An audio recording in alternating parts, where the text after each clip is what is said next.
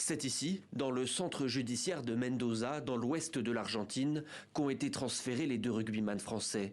Les faits qui leur sont reprochés sont gravissimes. Oscar Gégou, 21 ans, et Hugo Ouradou, 20 ans, sont désormais formellement mis en examen pour viol aggravé. Ils encourent des peines allant de 8 à 20 années de prison. L'audience de mise en accusation a eu lieu aujourd'hui.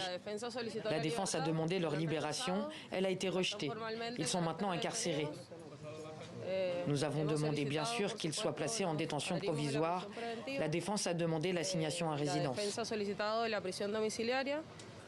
Les faits, relatés par la plaignante, se seraient déroulés dans la nuit du samedi 6 au dimanche 7 juillet. Après le match du 15 de France face à l'Argentine, une partie du groupe décide de fêter la victoire dans un bar populaire de Mendoza.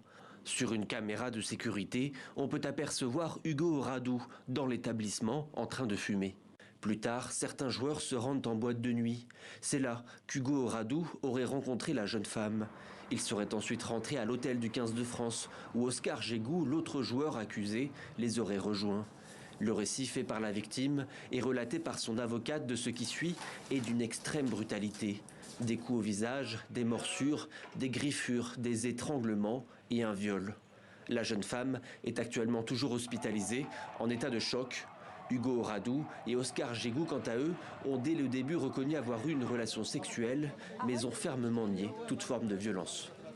Ils sont évidemment sûrs de leur déclaration, de leur version.